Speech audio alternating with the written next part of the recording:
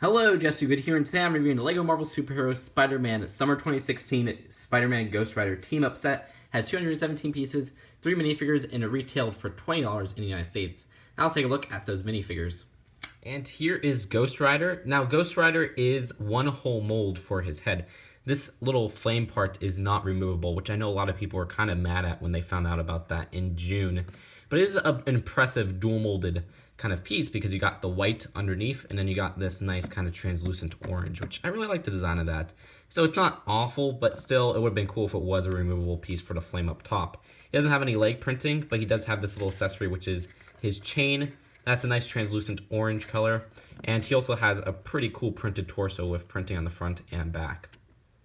So here is Hobgoblin, and his accessory is this little pumpkin bomb, which is actually a really impressive piece. I like the printing on the head, which is just a regular minifigure head. Then they have the little flame coming out of it. And that's actually cool because I like a lot of Halloween stuff, so I could use that as a jack-o'-lantern in a Lego City.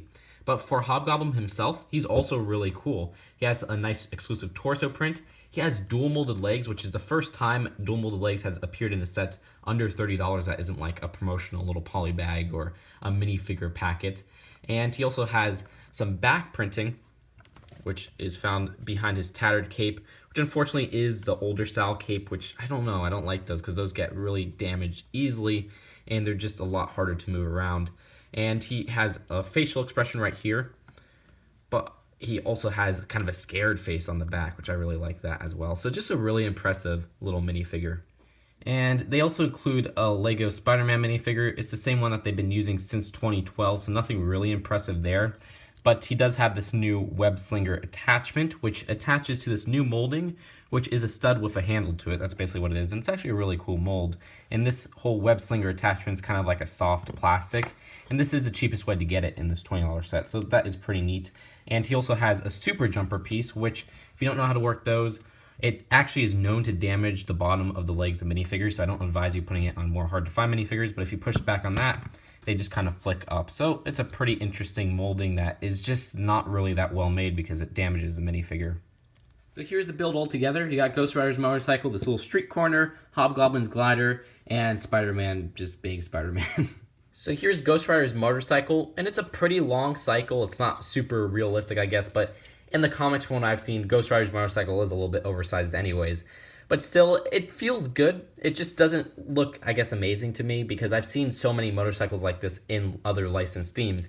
Either way, they have these little attachments, which are the flames, which that adds a lot of cool flavor to it so that you say, oh yeah, that is something Ghost Rider would use. This is his motorcycle.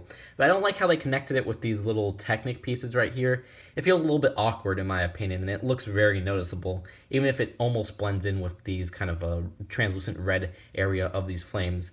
I do like how they use this new Nexonite shield piece. That's pretty cool, and it adds a little bit more, I guess, different curves and stuff to the design of Ghost Rider's motorcycle. And of course, you could remove Ghost Rider from there. And it's funny how they use these little horns as his handles, so you can't really reach onto that. But it's still a pretty cool design. It's just nothing too amazing, even though it is something that represents Ghost Rider, sorry. And there's Hobgoblin's vehicle, which is his little glider. I like the purple on here. I actually think these purple flag pieces are exclusive to the set in that color.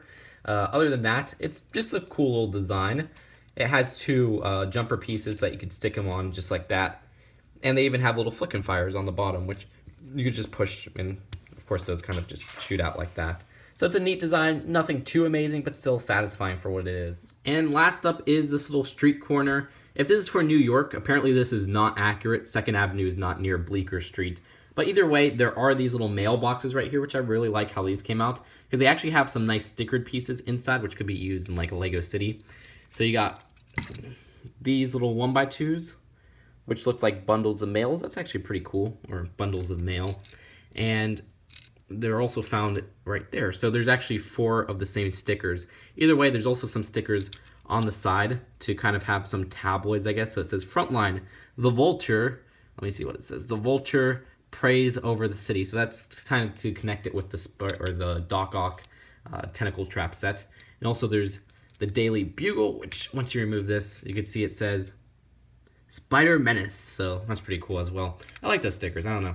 And then there's also the stoplight itself, which this actually is part of a play feature, which what you're supposed to do is you have Hobgoblin's glider right up here. And you're going to use, of course, everybody's favorite, the super jumper, to knock him over. So let's see if we could do this. And it just goes like that. So that actually works pretty well. And honestly, as much as I don't like the super jumper and I think it's a flawed piece because it does damage your pieces, I think that was a pretty cool, clever play feature. So that's it for this whole build. Let's take a look at the box and the final verdict. There's 2 flame pieces and there's a little trash can just to add on to the scene. So overall, I could describe most of the stuff in this set as pretty good, satisfying, but nothing amazing. And that's what I would describe this as a whole. Pretty good, satisfying, nothing amazing. It's a good $20 set. The design of Ghost Rider's motorcycle, it's good. It's not mind-blowing. I feel like if I didn't see this in a billion other themes, I would have been more surprised at the build, but I've seen that so many times before with these long motorcycles, and these flames right here just feel a little bit tacked on. Of course, that's supposed to be there for Ghost Rider, but I don't like how they have these little Technic little holders. They just feel kind of, I don't know, they stick out like a sore thumb. I guess that's the best way to describe it. But the 2 amazing parts of the set, the things that I can't say are pretty good, satisfying, but things that I say are amazing, are Hobgoblin and Ghost Rider. I think those 2 are just fantastic. They look great. They look how I would expect them to look, or at least how I expect Ghost Rider, because honestly, I'm not really familiar with Hobgoblin, but he looks very cartoony and comic-based. I really like that. And so I'll end up giving the set a B+. It would have been a B because pretty good and satisfying, but nothing amazing. That's how I would describe a B set. But it's a B+ because of these 2 minifigures right here, which are currently exclusive. And yeah, altogether for a $20 set, it's pretty good. So that's it. I hope you guys enjoyed this video, and I'll see you guys later. Bye.